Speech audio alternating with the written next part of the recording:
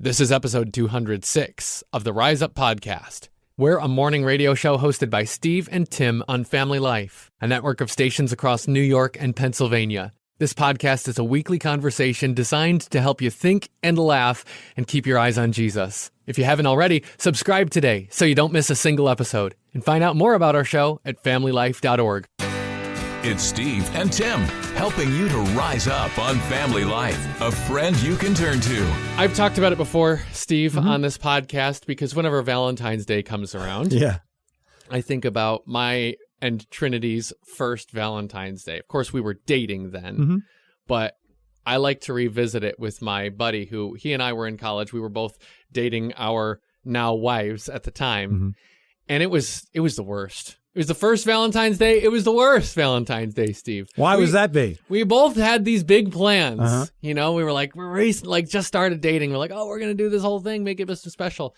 It just, nothing worked out for either one of us. So each year, when I see Valentine's Day come around, I fondly remember disappointment because it's something I got to bond with my buddy over, because John and I, we still talk about it to this day. And we are able also to now laugh at it with our now wives looking back at it. But it does remind me about how love, the big focus commercially anyways of this holiday, gets spun a whole way by our culture. I mean, any number of ways our culture will spin the idea of love are just unhealthy.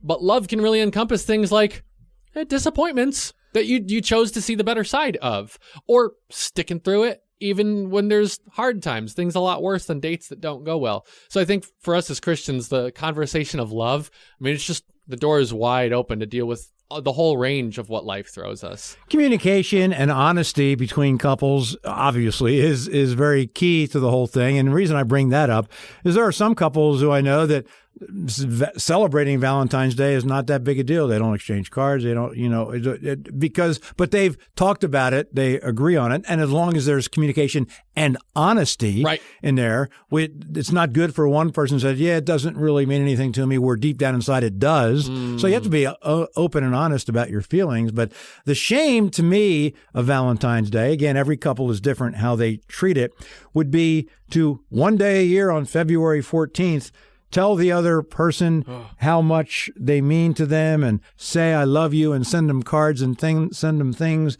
And then the other 364 days, they don't get that. That's the real shame. So yeah, it gets down to love is a daily thing. It's like, what can I do today? February 9th, April 14th, September 9, whatever, know what I'm saying? Just to name a few. Yeah, just to name a few of the days. You have choices. But again, if it's important to the other person or to both of you, then you should celebrate in a way that's meaningful. So it's a communication and honesty thing among couples. And again, it's so much focused on couples and marriages. And I remember Valentine's Day starting when I was probably first, second grade, where you get the little cards on your desk from your little friends, and you had a bunch of them, and the little candy, non-tasting chalk-like hearts that be mine, those kind of things. So it means so many different things to not just married couples, but to other people, to feel loved. And feeling loved is a thing we all want, desire, and should show other people. Yeah, absolutely. I think it should be a feel-good day regardless, even if you're just going back to those grade school memories. Yeah. Man, Valentine's little cards, those were the coolest thing.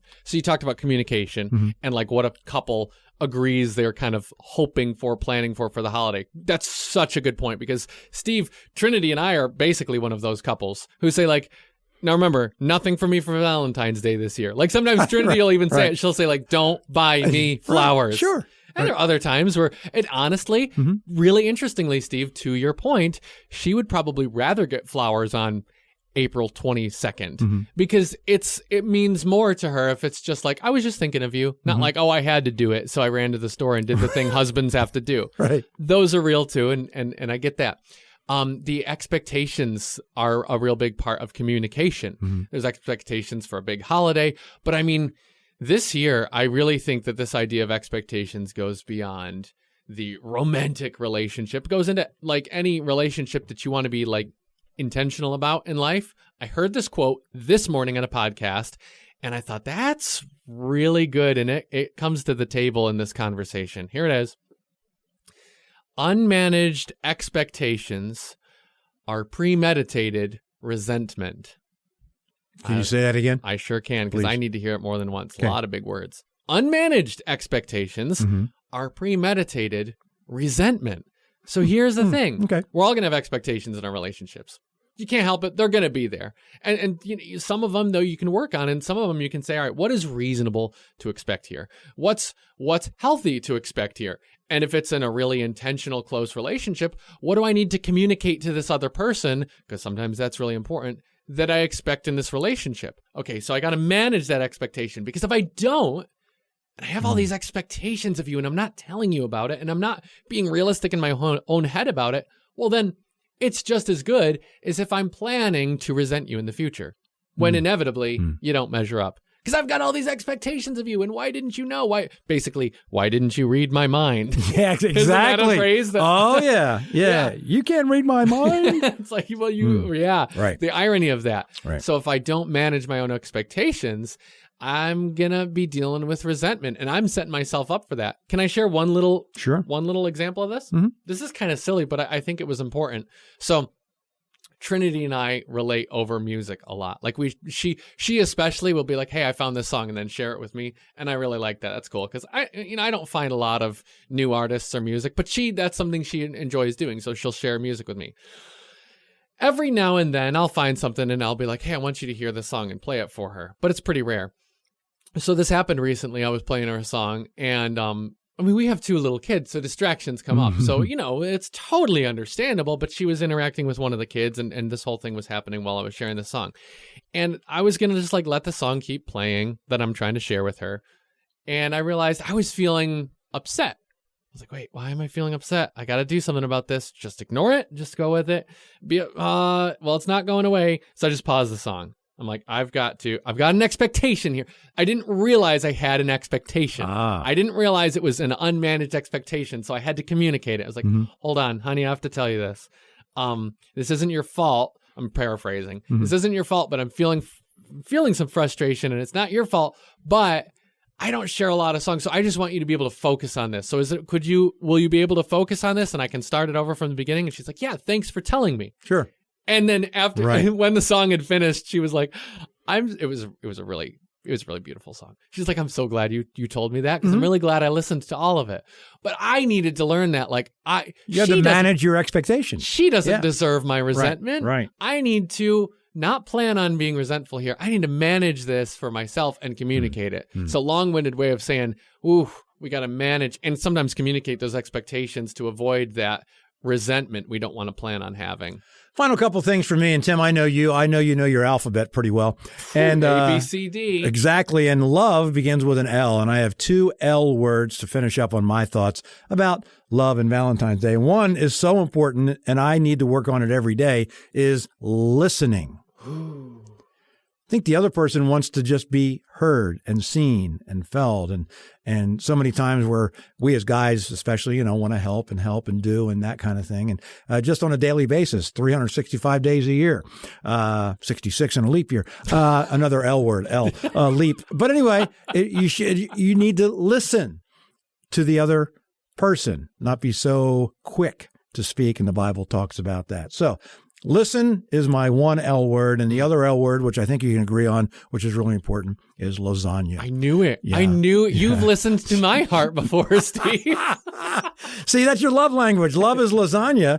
And so it's silly example, but learn what another L word, learn by listening and serve lasagna to the right person. But I mean, those things, know what the other person wants and what speaks to them and speaks to their heart, not only on February 14th, but all throughout the year. You got to listen, because you can't just read their minds. Right. Yep. It's a good one. You want lasagna? You did read my mind there, though. That's for sure. We hope the rest of your day is just as much fun as this. You're listening to Rise Up on Family Life. You're usually wishing someone you love a good day. Emoji are often involved when we get a text here at Family Life that we know wasn't meant for us. That happened. I mean, you've got our number, 888-413-4156. Sometimes we can just tell That wasn't supposed to come to the studio line. I had to just remark, though, on the kind of thoughtful people that you're listening along with right now, because you can kind of tell a lot by texts that weren't meant to come to you, because, well, you're listening alongside of people that wish their husbands a good day at work, people who tell their wives what a blessing they are, people who say, hey, today's verse of the day with Family Life made me think of you, thought I'd encourage you, people who tell friends that they're praying for them. And it makes me want to say you're doing a great job at what you choose to do with your words today. Thanks for being there for each other. And we can't get milk for you on the way home, though, so you might want to resend that last text. Thanks for making us part of your morning routine. It's Rise Up with Steve and Tim on Family Life. Hi. Are you taking calls for a contest? No. Oh. But we're saying hi to you.